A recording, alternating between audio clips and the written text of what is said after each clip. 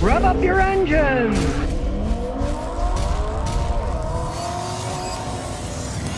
Toyota now says they can have these portable hydrogen cartridges that you stick in your car. They look like giant AA batteries, right? And they say, well, this could end all the lengthy EV charging. We'll have hydrogen cartridges and put them in.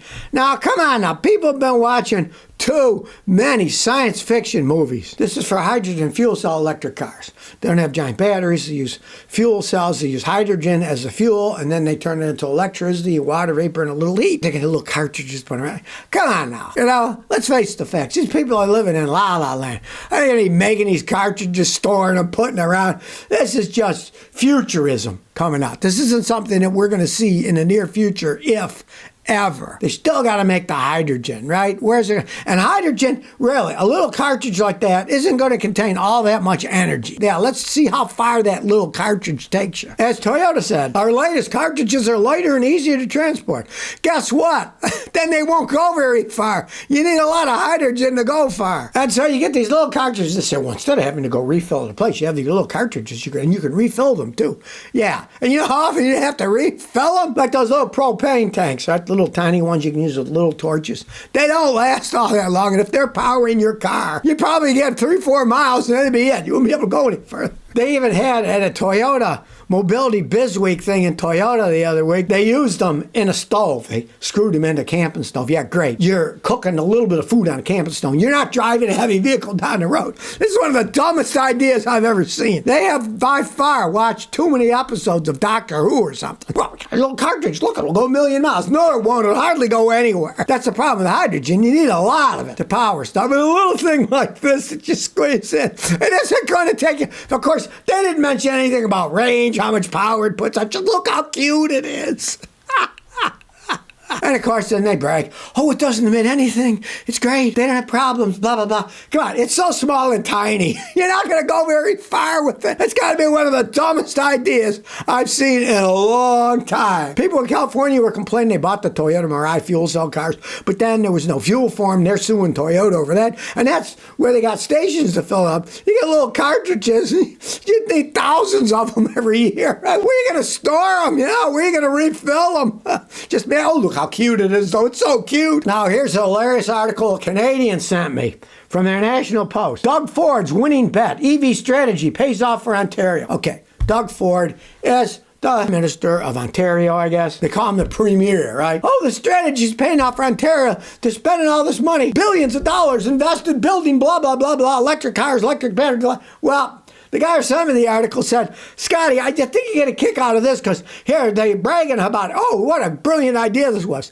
And he tells me, I don't see that many electric cars in Ontario, right? It gets cold there, right? So again, we have governments falling for this nonsense saying, oh, look what a great job. We're building electric cars and electric batteries. They don't mention that people aren't buying the things.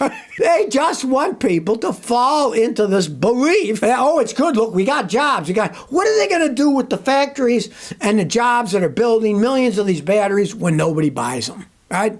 We all know they'll go out of business, just like Fisker, right? The electric car company. It's out of business now. It screwed everybody over that had bought the cars, and the investors all lost their money, right? Well, in this case, it's government money. A lot of the good Canadians put a whole bunch of money into foreign companies to build electric batteries in Canada, right? Well, look, we have investments. It's their own government money they're investing in something that, as the viewer told me, hey, I don't see electric cars hardly at all here. But they say it's a massive winning bet. EV strategy pays off for Ontario. Yeah, it pays off for the people who have the factories who take the government money in. But wait till people don't buy them. Then what are they going to do? They're going to have backloads of electric batteries in cars that nobody wants to buy. Especially in Canada. It's cold there. The colder it is, the worse electric batteries work. Probably the worst place on earth you could have an electric car be like Alaska, northern Canada. Let's face the facts. It's cold there. Batteries don't work in the cold. They don't charge as fully. They don't last as long. I've got electric bicycles here in Rhode Island. It's getting a little colder, right? I took one out the other day up a big hill, but it's really cold. It used almost half the battery going about half a mile. and it's supposed to have a range of 40 miles because it's cold and I was going up a big hill. And there's a lot of hills in Canada too. Maybe not such a smart idea, putting all your eggs in the electric car basket and building factories when, hey, wait a second, let's see if people are going to buy these things first. Well, so much for GM and their Ultium battery technology, right? The other day they said, oh, we're not using that name anymore. Well, it's more than just a name, because now they're admitting that General Motors is partnering with a Chinese company for their EV batteries. And guess who it is?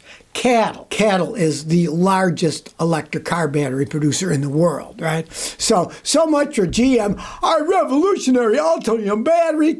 Now they're going to be getting it from the Chinese. They claim that you get 124 miles of charging in just 12 minutes. Here's what it should do.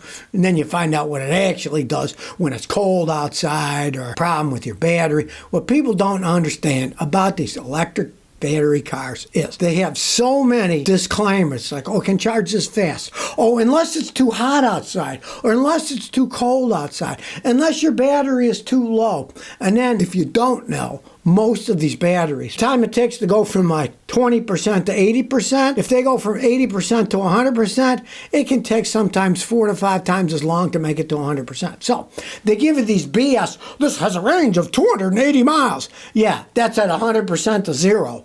And you never go more than 80 to maybe 10. So you got to cut that off in the beginning. And that's the theoretical. When it's hotter outside, you're running the AC, it's worse. When it's cold outside, you're running the heat, and batteries don't perform so well in the cold weather. So to me, I wondered, why did GM decide to drop the name Ultium? Why? Because now they're getting these Chinese batteries from cattle in China, right? So they can't say this is our Ultium technology, because they're getting it from the Chinese. As usual, GM failed in their endeavor, and now they're just getting it from China. We're an American company, GM. Yeah, and your electric car batteries come from China. There's so much manipulation going on in this electric car business. Make your head spin. JC Flores, 21, says, my car is losing fuel pressure. I got a 98 Tahoe with the V8, 176,000 miles. It has a new fuel pump, new injectors, new filter, a new fuel regulator, but it's losing fuel pressure. You've pretty much changed everything. If you're actually losing fuel pressure, either it was installed incorrectly or you got bad parts. You're losing fuel pressure. One, is it internal or external? If it's external, you'll smell it and see it. The fuel injectors will be wet under the hood, or under the car, you'll see dripping gasoline. You'll smell gasoline fumes, right? If you don't, then you have an internal leak. And if you do have an internal leak, you either got a bad fuel pressure regulator, which often happens, or you got bad fuel injectors. Because if the fuel pressure regulator doesn't work right, instead of holding pressure, it'll drop pressure. Or if the injectors aren't built right, they'll leak gas into the engine. You won't see it. It'll be inside the engine. You won't smell it. It just will be stuck inside. It's just like, let's say you got a brake system. Your brake system's losing pressure and losing fluid. Well, if it's losing fluid, you're going to see it at the wheel, at the line, or whatever. If you don't see it and you're losing fluid, that means that the master cylinder is leaking, and it can bleed back into the booster, which you can't see because it's an internal part. But when you took the master cylinder off the booster, you'd see the booster's full of brake fluid. Then you know the master cylinder was leaking in there. Same thing with this. If you don't see it or smell it, it's internal. That would mean one of those parts you bought is bad. My betting would be on the fuel pressure regulator, because if you didn't buy OEM, the cheap Chinese aftermarket ones don't work very well at all. All right, talk about abuse of power. There was an irate sheriff.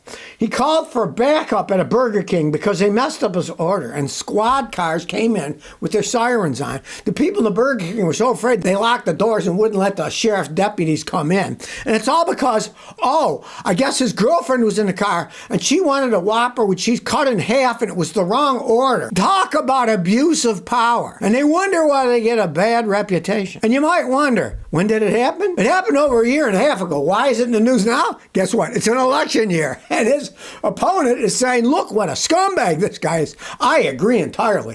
If he is using public funds and having sheriff deputies come to complain about his order at a fast food restaurant, talk about abuse of power. Do you want people like this wasting taxpayer dollars? He didn't get his hamburger right for his girlfriend. And they wonder why people don't like them. because they abuse power like this. If they're doing that, imagine what to do if they pull you over the side of the road, right? This is just, he's mad because he didn't get his hamburger order right? Hey, if you're that lazy, go walk into the store and then you'll see it there. No, that's the wrong one. Give me the right one, right? And here's what the guy said. This is all on body cam, so it's a matter of public record. The sheriff says, I wanted to get her a Whopper, no mayo, cut in half, right? I don't need no damn money back no more. I just need to find out who owns this place so I can make an official complaint. But I'm getting a wrong hamburger, you know? Hey, these are the type of people that shouldn't be involved in public offices, right? I hope the other guy beats him in the election to show what a scumbag this guy is, right? So if you never want to miss another one of my new car repair videos, remember to ring that bell.